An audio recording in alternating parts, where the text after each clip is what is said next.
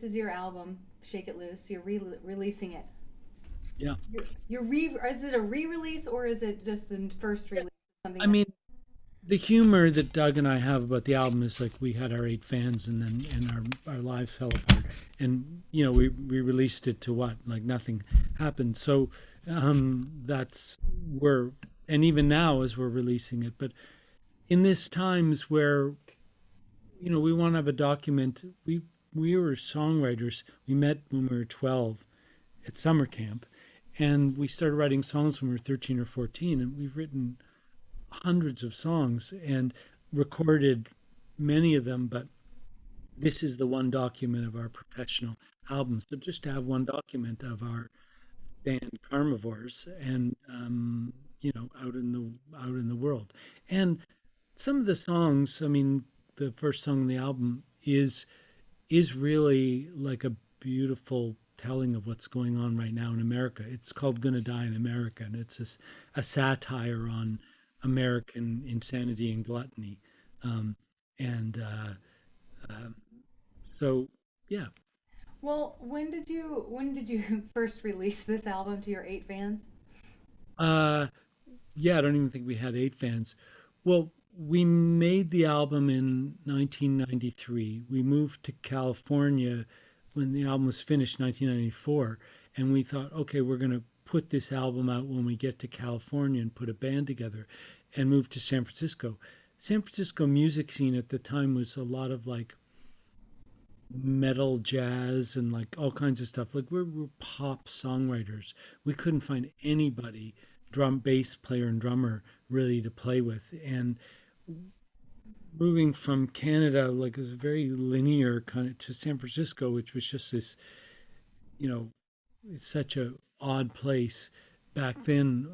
We didn't just living a life and getting around and figuring how to do it, and my marriage and breath work, like what I had hoped for in moving to California, which was personal growth and change in a different life, happened, but not in the way I expected. So the album, which was going to be the ticket to us like finally getting a record deal and like going out and playing, it became like the last thing to happen because every other structure of my life, I won't speak for Doug, completely fell apart.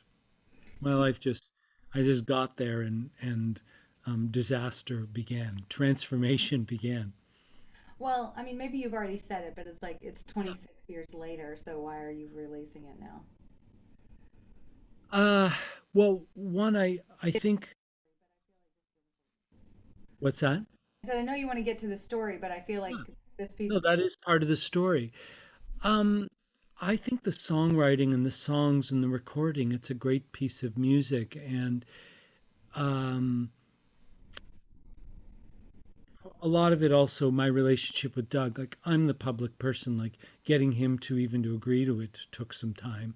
And um, I think it's a voice. Like there's so much stuff out there. I understand that, and we're such an unusual time we're in, 2020 in the pandemic. But the way in the pandemic people have so much material out there. But this is represents a lifetime of work that I had with him, and we have no documentation of it, and it just felt like it was time to show it because I am representing myself certainly artistically, not just with Apogee Breath music, but just this is something that I'm proud of, that I don't mind that the lyrics and the message of my own voice does not in any way interfere with the kind of work that I do and who I am in public. I think the songs, because Doug and I wrote together, and he's to me, other than Bob Dylan, he's my favorite lyricist. Like,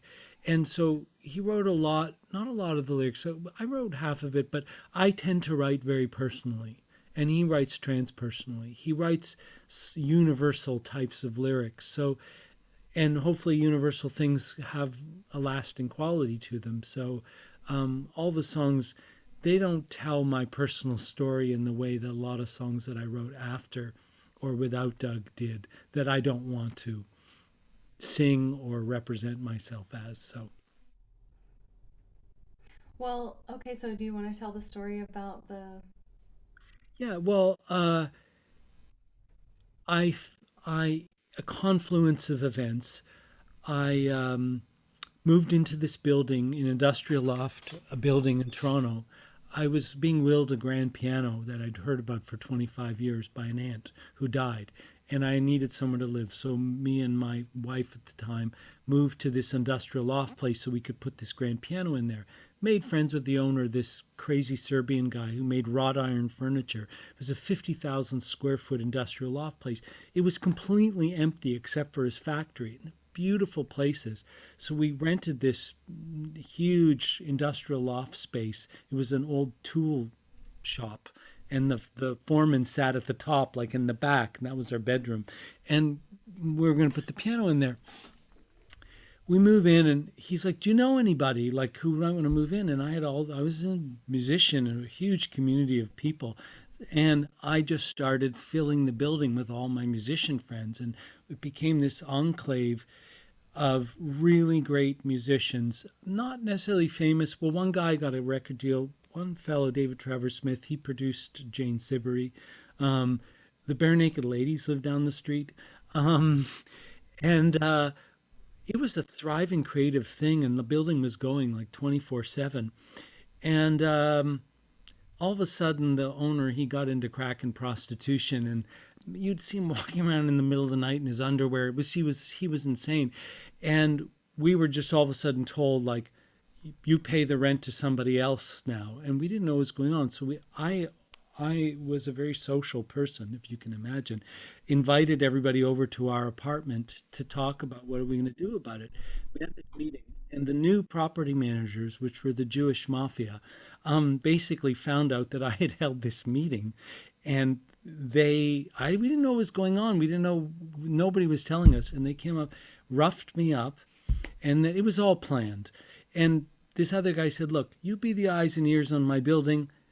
I'll cut you some deal on some rent." I'm a musician. I'm like, "Sure, no problem." But it turned out they really wanted a building manager who was going to collect rent. But these were all my deadbeat musician friends. And in the meantime, I had gone to California. I had trained in breath work. I was a very intoxicated person, unlike now.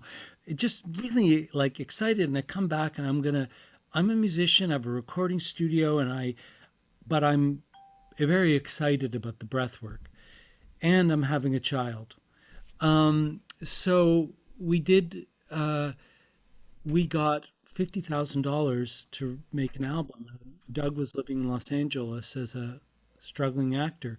We hired Grier Coppins, who was in a famous band called Rare Air, their bagpipe funk band.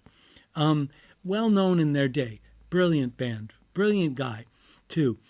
And Grier's still around. He still does stuff. So we hired him, and he looked at all of Doug's and my songs, and he was a crazy guy. Bukowski, Charles Bukowski was his idol for reasons I won't go into. But he picked 14 songs, and he said, "Here's what we're going to do. We're setting up in your industrial loft space a recording studio."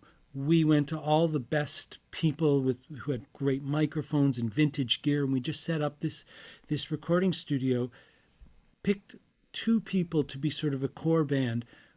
We waited and just grabbed people to come into our place, usually after 11 o'clock at night when people were coming back from their gigs, come into the room. We'd show them a song, roll tape right away before they'd even figure out what the songs were. And as soon as anybody was getting anything, we captured it. So it was basically a live album, and all of it very unpredictable was going on. I mean, and there was a lot of drug taking stuff, not by me. I was doing breath work and I was breathing the whole time. I was just there to whoop up the energy like the breath work. So I'd be singing and I would breathe and I'd be yelling. And so Steve Harkness, he was a bass player. He was sort of our main guy. And then we had a couple drummers, some of my favorite musicians. I mean, Jeff Gill, Rich Pell, Shelley Zubot, Rochelle Zubot, like just some people, all these people that I loved. And they came in and we recorded this album in basically a week.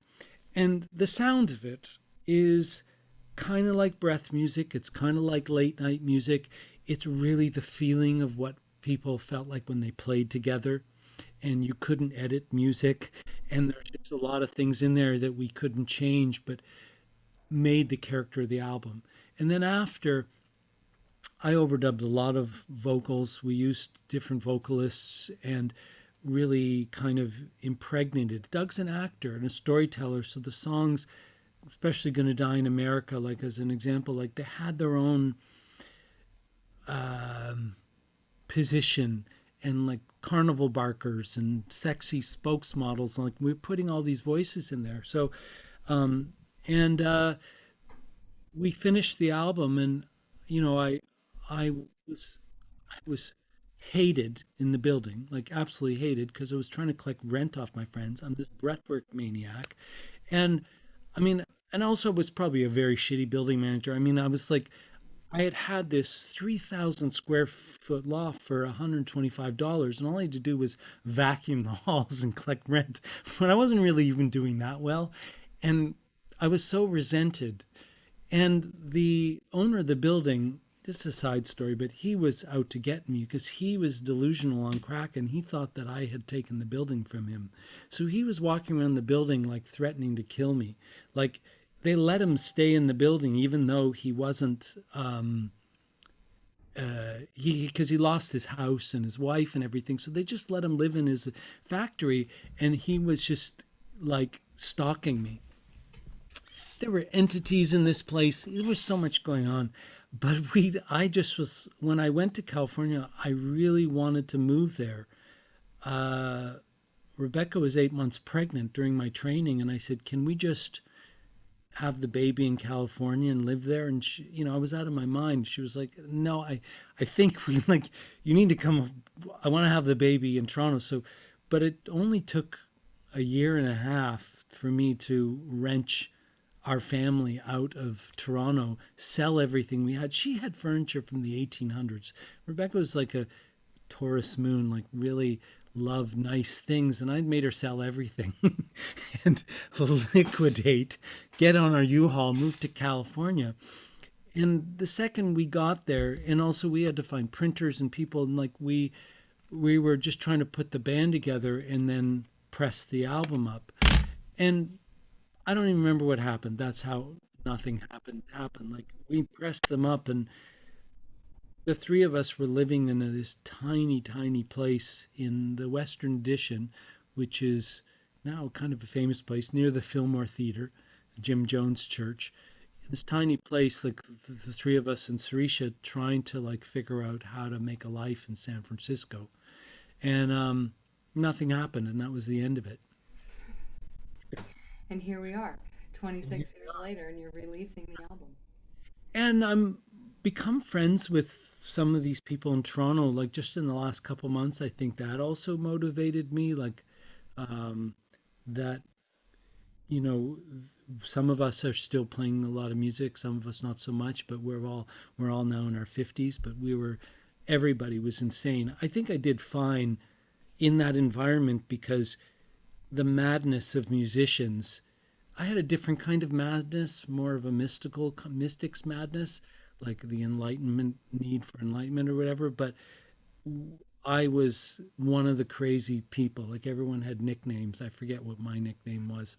But there was the professor and the general and like these different people. We were all like nuts. And now we're all in our 50s. And I think even for them, I want to share the things that we have done together. Yeah. Any other questions? Well, the only other thing I was going to say is like, how do you want to end this? How do you want to end? Have you said what you wanted to say? Yeah, I hope I could get a conversation out of Doug online and just talk about a little bit of it because we've had a friendship since we were 12 years old, so that's, 45 years. Yeah. And he's a marriage and family therapist now, and like um he's reticent about any of it, but he's not reticent about art. And Doug is such a genius. Like, and I guess maybe partly making the document is that I'm just so proud of this music, and like I know that it's not about fame and fortune, but in this time and day and age, like good things should get out to people, not just skill, but partly what I feel like I love about this, and what I love about great art is those feelings that you can only capture in a moment that can never be captured again. And we're so good at the technology now that everything is kind of perfect, but it doesn't necessarily have that feeling of the power and beauty of the moment. So I want to just put my voice out there with that. Cool. All right.